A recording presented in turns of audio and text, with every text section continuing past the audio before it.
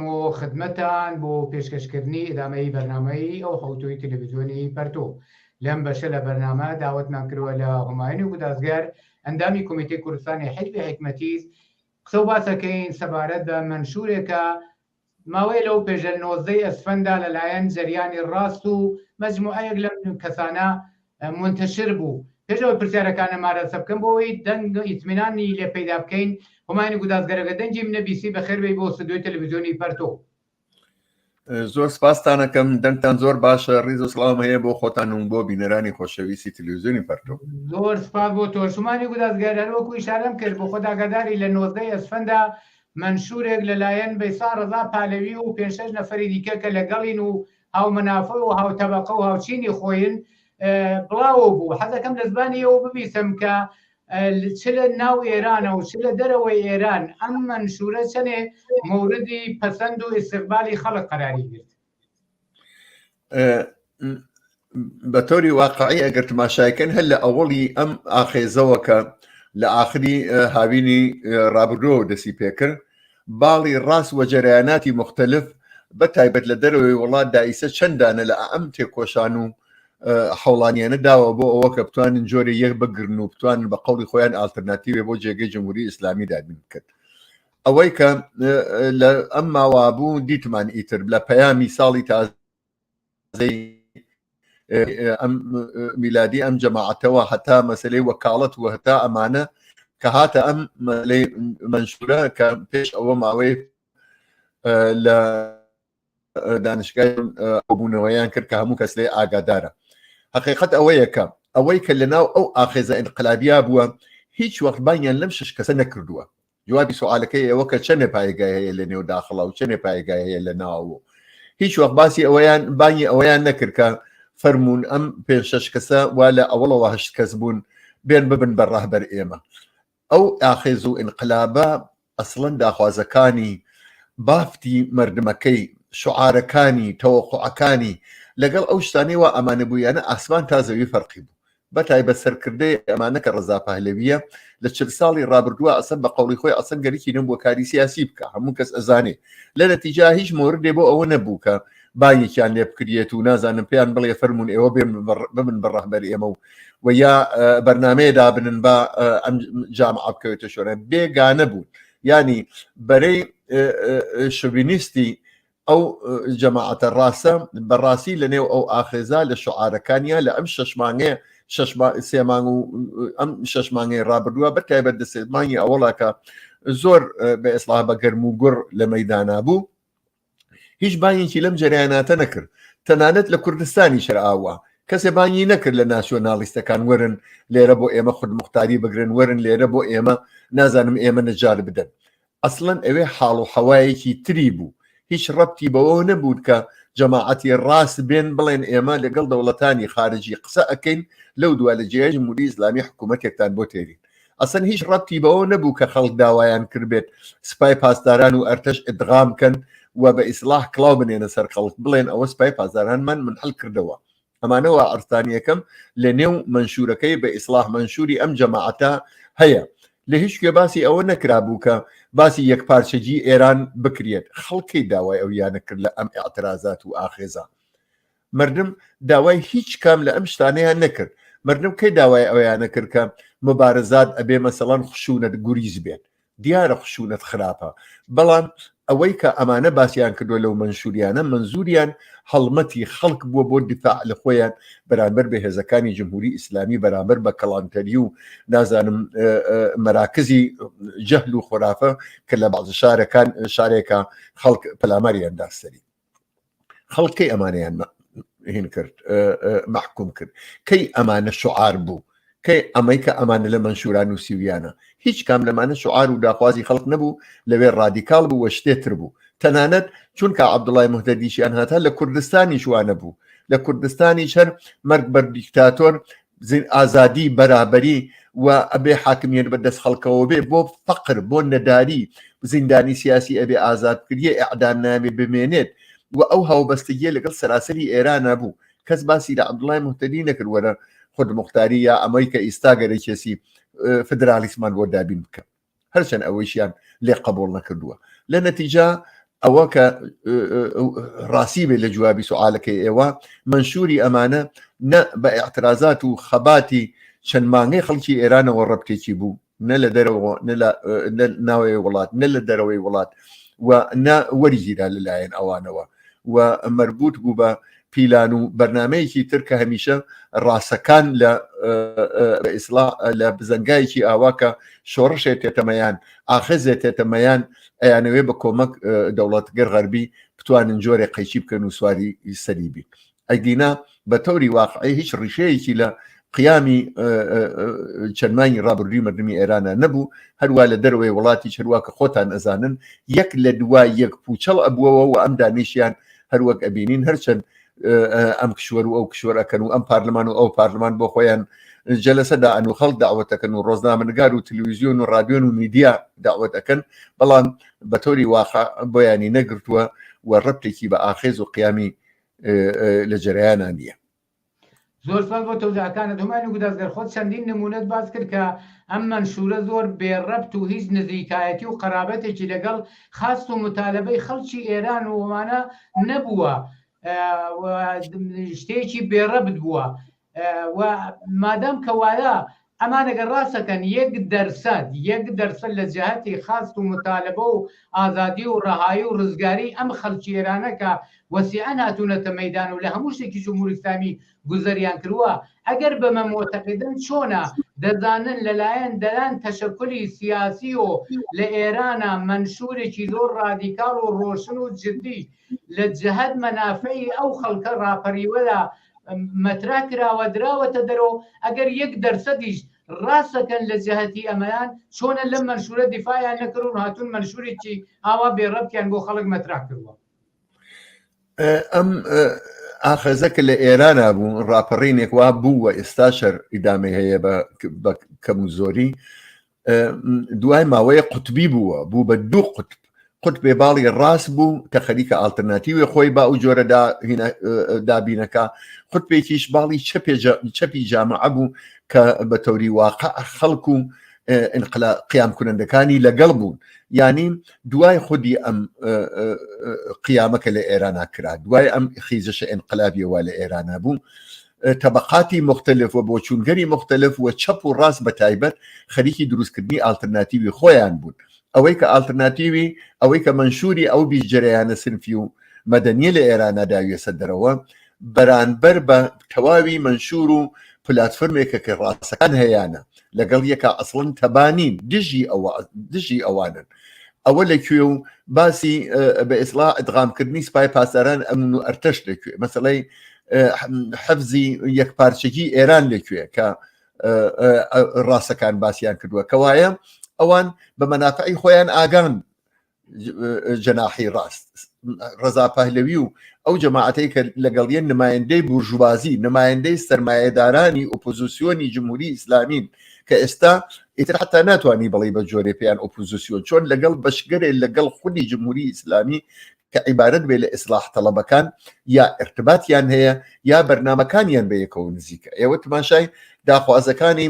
موسەوی بکەن، تماشای پلاتفۆرمەکەی موسەوی بکەن، تماشای منشورەکەی موسەوی بکەن، ئەوە کە داویێسە دەرەوە بۆ دەربازبوونی جمهوری ئیسلامی لەسەر نگونی، تماشای قسە و باسی خاتەمی بکەن بێرنی بین لە پاڵ ئەم منشورەوە ئەمانە بوویانە لەگەڵ یەکتر زۆر لە یەک نزیکن، یانێ حتا تێ چاوەڕوانی ئەوە ئەکرێت کە لەگەڵ یەکتر گفتوگویان کردبێ قسەیان کردبێ لەگەڵ یەکتر، کەوایە ناکرێ ئەوان لە بەرەی بە ئیسلاح مانەوەی نەزم و دەسەڵاتی ئێستان کە وجودی هەیە لەوانەیە بەبێ وەلایەتی فەقیە بەبێ خامنەی یا بە جۆرێتر، بەڵام ئەوەی کە هەڵگەڕێتەوە بۆ منشوری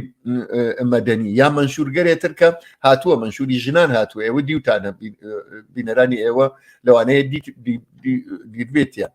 یا لە ئایندەوە لە ئایندا لە نێقوڵایی ئەو جامعە و لە ناو تەبەقەی کارگرا لە ناو بەشگەری ترا کە خۆیان خەریکن جمهوری ئیسلامی سەرنگونەکەن لەناو ئەوانیچەوە منشور بێ. لێرە جۆرێترە لە مەنافعێکی تر دفاعەکە نوعی حاکمیەتی تری ئەوێ دوای جمهوری ئیسلامی گەرێکی دەسەڵات بەدەست خەڵکەوە بێ، گەرێکی دەسەڵات بەدەست قیام کوڕندەگانەوە بێ، بەڵام ئەوان ئەیانەوێ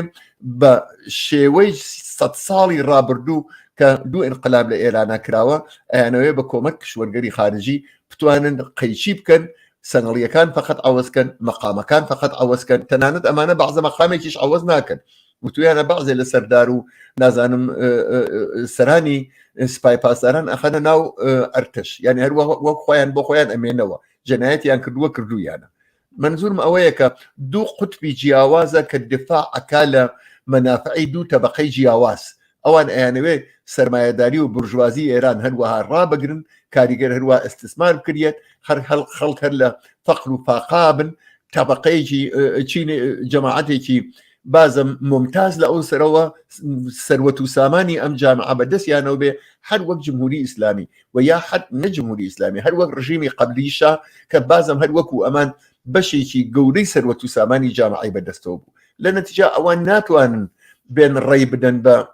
پلاتفۆرم یا منشورێکە لەلایەن خەڵکەوە هاتووە کە داوای ئەوە ئەکا کە ئەبێن لە ناو جامعە عەداڵەتی اقتصادی بێ، ئەوە کە باسی ئازادی و بەرابەری ئەکەن، تەنیا ئازادی ئەوە نییە کە سیاسی بێ، تەنیا ئازادی ئەوە نییە کە تۆ ئیجازەی ڕۆژنامەت بێ، تەنیا بەرابەری ئەوە نییە کە تۆ بەرابەری لە قسەکردنە، بەرابەری لەویشا هەیە کە لەباری اقتصادیەوە، لەباری بژیوی ژیانەوە، لەباری دابینکردنی ژیانێکی ئینسانیە و جامعە بەرابەری تیابێت. دەی بۆ سەرمایەداران و بۆ هیچ ڕژێمێکی سەرمایەداری بە ئەو معنە ئەوە دابین ناکرێت. لە نەتیجە دوو دانە منشورە، دوو مەیانە کە هەر کامێکی خەریکە لە منافعی تەبەقەی سەرمایەدار و تەبەقەی دەسەڵاتدار، یەکێکیان دفاعەکە و یەکیشیان لە منافعی جبهەی خەڵکی کاریگەر و زەحمەتکێش و خەڵکی وا مەعیشەتی ئاوای لێ هاتووە تەواو دنیا ئەیبینن لە ئێرانە، گرانیەک وا ئیسە وجودی هەیە، بێکاریە وا ئیسە وجودی هەیە، سەرکوتێ وا ئیسە وجودی هەیە، زیندان هەیە کە پڕن لە بنیامگەرێکی معتەرز کە فقط داوای حەق و حقوقی خۆیان کردووە، معلمێک کە وتوویە ئەبێ مناڵ لە مەدرسا ئیمکاناتی ببێ، ئەبێ ئاموزش مەجانی بێ، ئەبێ حقوقی معاوقەی معالمان بدرێت، لەبەر خاتر ئەمانە ئەوسە لە پشت مێڵەی زیندانەوەیە. لە نەتیجە دوو دنیاە، ناکریە ئەوان لە منشوری 20 جەرەیان مەدەنی و سنفی دفاع بکەن، ئەوان لە منافعی تەبەقەی خۆیان دفاعەکەن و بەتایبەت هەروار کە لە منشورەکەیانە وتویانە ئەوان هەموو ئەم منشور و پلاتفۆرم و ئەمانە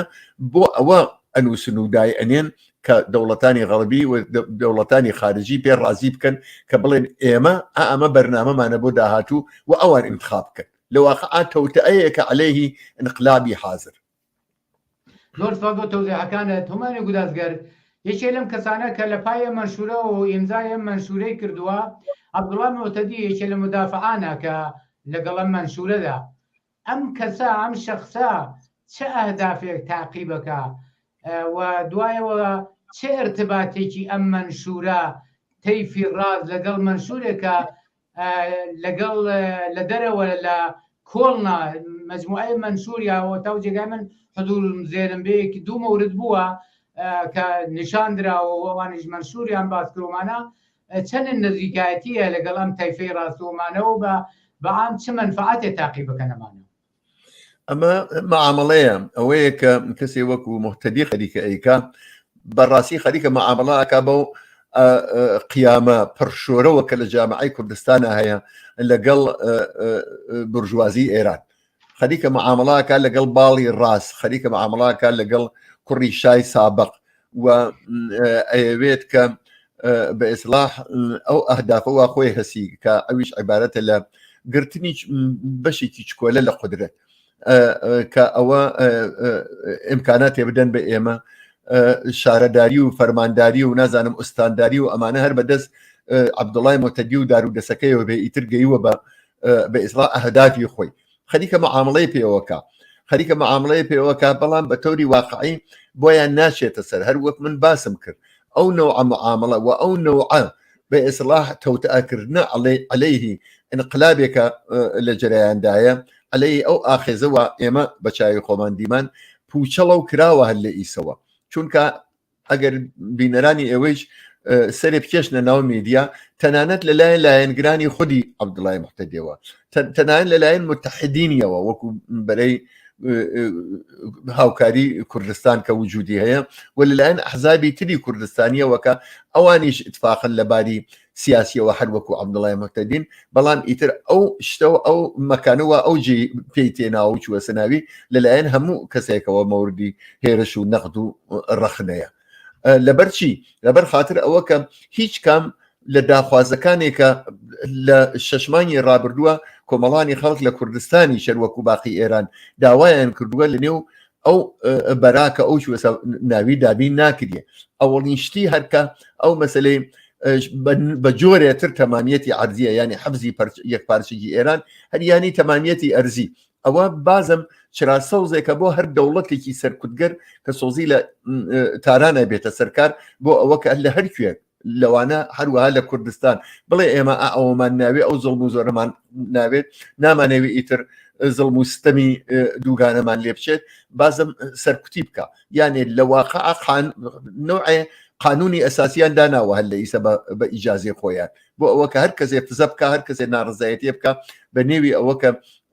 یەکپارچەیی ئێران حەفز دەکەن بە ئیسلاح هەر وەکو تا ئیسە کوردویانە بەر بنەگیانی لەشکری بۆ بکێشن و ڕۆڵەی مردمی بۆ ئەعدام بکەن و خەڵک ئاوارە بکەن و وای پێ بکەن وای لە 43 ساڵی گوزەشتا جمهوری ئیسلامی کردوویە کەوایە ئەمە تەوتەئەیەکە خودی عەبدوڵڵای موحتەدی بووە شەریکی ئەم تەوتەئە بۆ سەربڕینی ئەم انقلابە ئەگەر ئەوان لە سەراسەری ئێرانە ئەیانەوەی ئەم کارە بکەن ئەم خەریکە بە فەداکاری و جەسارەت و هاتنمەیان و ئەو هەموو زەرەر و زیانەوە خەڵک لە کوردستانە لە ئەم ئاخێزەی ڕابردووە دایانە خەریکە بەمە و مەعامڵاکە لەسەر خوێنی جوانانی خەڵک لەسەر ئەو داخوازە لەسەر ئەو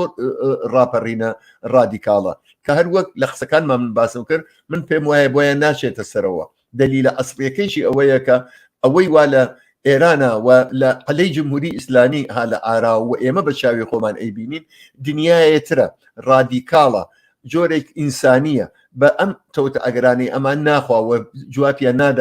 ناداتەوە و من پێم وایە ئەم تەوتە ئیشیان بازم پوچەڵ ئەوێتەوە و لەبەر ڕادیکالیزمی جامعا بە نظر من ناتوانن خۆیان ڕاگرن. زۆر سپاس زمانی گودازگەر چەندەقەی وەختمانەوە حەزەکەم پرسیارێکی تریشکەم باتەوەزی بەوەی کە منشورە لەلایەن دەران تەشەکل زیاتر لە 20 تەشەکل و نەهادی کە ڕەبتی بەو جامعە ئەو بەو مبارزات و دەرد و مەینەتانەی خەڵکەدا بڵاو کراوە تۆ قەتعەن خەڵکی ئێرانیش ئەمە بە دەرسەدێکی زۆر زۆر یەگەر نەڵێن هەمووشیان بە دەرسەدێکی زۆر زۆر ئاگاداری هەن و مەترە کراوە و ئاگادارن.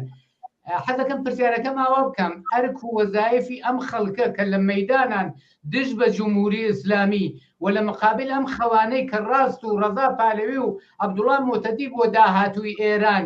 بۆ خاست و متالبە لە دژی خاست و متالبەی ئەم خەڵکە ئەم خەوانابینن چه ئەرک و وەزایفێکەوێتە سەرشانیان کە مقابلە بکەن و دژایەتی بکەن لەگەڵ ئەم منشورەکە لە هیچ خاست و متالبەیەکی ئەم خەڵکە و ئەم شۆڕشی خەڵکە دیفاع ناکە. تەداوامی مبارزەی مردم هەر بەو شێونەی کە دایسە بووە خود بە خود ئەو شتانە پوچەڵە کاتەوە بە تۆری واقعی بەڵام ئەمەی کە ئێستا لە مۆردی ئەو منشوری بیزەریانەوە کە ئێوە باستان کرد لەوانەیە بینەرانی ئێوەش خەبەریان بێت قەرارە ئەحزاب و شخصیت و سازمانهای چەپ بە پشتیوانی لە ئەو منشورەوە هەمایشێکیان هەبێت لە شوێنێکە کە ئەوە بۆ خۆی بەرامبەر بە باڵی ڕاست و ئەو ڕمبازێنەی وا لە چەندمانی ڕابردووا گردویانە ئەتوانێت دەرفەتێر بێ بۆ ئەوە کە بەرەی حەقخوازی بەرەی عەداڵەتخوازی بەرەی سوسیالیستی و بەرابەری تەڵەبی جامعە بڵێت ئێوە بە تەنیا ئێوە ناتوانن ئەم جارە ئیتر ئەو تەوتەئە و ئەو پیلانە بگێڕن بەسەر ئینقلابی ئێرانەکە لە دەورەکانی پێشترا یا لە ساڵی 57 تا هێناوتانە ئیمڕۆ مردم وشیارن ئیمڕۆ کاریگەران وشیارن ئەوە منشوری خۆیان هەیە ئەبازم منشورهایە تریشیان بازم هەر ئەبێت و سەتی ئێمە بەرامبەر بە سەتی ئێوە بە ئیسلاح ئامادەیە بۆ ئەوە کە قدرت بگرێ بەدەسەوە لە ئێرانە ئالترناتیو تەنیا ئێوە نین خەڵکی زەحمەتکێش کرێکەرانی ئێران بە پلاتفۆرم و بەرنامە و منشورەکانیانەوە هاتوونە سەمەیان ئەم جارە بەو ڕەحەتیە ئێوە ناتوانن بازم تەوتە بکەن و بازم بە کۆمەکی کشوەرگەری خارجی سواری ئەو ئاخێز و انقلابە بن پشتیوانی لە ئەو منشورە قەرارە لە حدودی مانیەکی ترا بە شرکەتی کۆمەڵێکی زۆر لە ئەحزاب و شخصیت و جریانهای سیاسی لە ئەوروپا بکرێت و بەرامبەر بە ئەوە ئەوی شەر بە ئیسلاح وەکو بەرامبەرکیە لەگەڵ ڕاسا قەرارە ئەو هەمایشە پێک بێت و حتمما بینەرانی ئێوەیش لە ئایندا لێ ئاگادارە بن. زۆر سپاس زمانی گودازگەر من پرسیارم نەماوەگەر نوکتەیە من نەمپرسی بێ و حەزەکەی باسی بکەی فەرمووەگەر زۆر سپاس بۆ تەوزیحەکان و بۆ بەشداری لە بەرنامەی ڕۆی تەلەڤیزیۆنی پەرتۆدا. زۆر سپاسانەکە ماندوو نەبن. زۆر سپاس بۆ تۆش. بینەرانی عزیز و خۆشەویست بەم جۆرە هاتینە کۆتایی بەرنامەی ئەو حوتەی تەلەڤیزیۆنی پەرتۆ لە هەر شوێن ساخی و سڵامەتی و خۆشیتان ئارەزومانە شاد و سەرکەوتوو بن.